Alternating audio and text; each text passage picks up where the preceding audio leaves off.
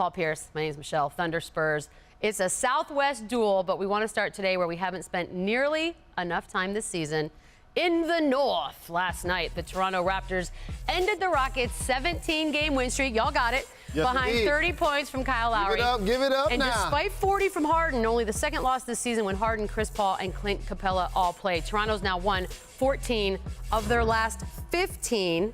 I ask you, does this win last night give you more faith in the Raptors' chances as we head into the playoffs and to make it to the finals? It does. I have more faith in the Toronto Raptors because this was a big-time game. They were also playing 3 games in 4 nights.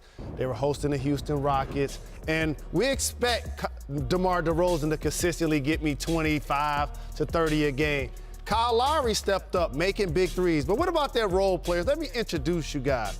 Van Fleet locking up 94 feet, making clutch threes, even made the game winner against my Pistons. C.J. Miles shooting threes, Powell playing D. I like the depth of this Toronto Raptors team. Yeah, it'll be hard for me to see them beating Cleveland in a 7-game series. Really? Or even Boston for that matter. I mean, I know that they have a great backcourt, DeMar, and of course Kyle Lowry. But it's just the past. I go off what I've seen. You know, I've seen them have successful regular seasons, and then when the playoffs start, they get upset. You know, a la Paul Pierce in Brooklyn. Did you Paul Pierce in Washington. Did you just third-person yourself twice?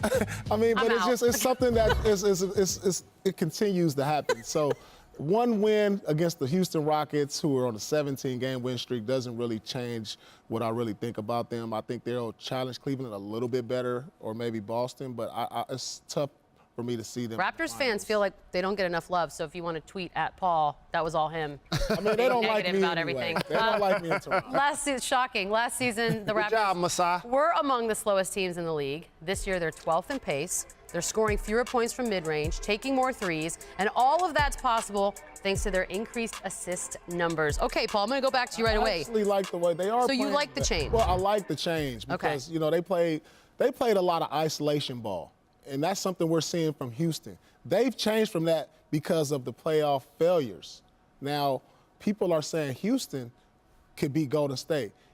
I don't think so, playing that iso ball. That's the reason you see Toronto change the way they play, because they play isolation ball for a number of years and it hasn't worked out in the playoffs. I think Toronto's playing better, not necessarily but for that reason, but because they have more depth. They have more people they can rely on. They can take the ball out of Kyle Lowry's hands. He doesn't have to guard the opposing team's point guard consistently. You saw Van Vliet locking up Chris Paul, ended up into a turnover, that type of energy. And confident, by the way. And no question about it. Very confident. And so that's what I like about them. Serge Ibaka, Valanciunas can play big down low. The Toronto Raptors have built out their roster. They're a legit squad. I put them ahead of Boston. It's just I still got to see LeBron lose part of the It's just something about playoff basketball is just totally different. It's no pressure on the regular season when every possession counts. In the playoffs, when you're getting booed or when you're getting cheered, you know, these guys, they feel it. They feel the pressure, you know, especially in the fourth quarter. And just teams, year in and year out, Toronto hasn't been able to get it done. And I don't know if that has something to do with the pressure or, you know, they've been through their playoff failures. Yeah. And they've been together. And sometimes that's what it takes to get you over the top, like Dallas some years back. So maybe this could be the year, but I just don't know. Can you just have your passport up to date just in case? Oh, yeah. That's all I ask.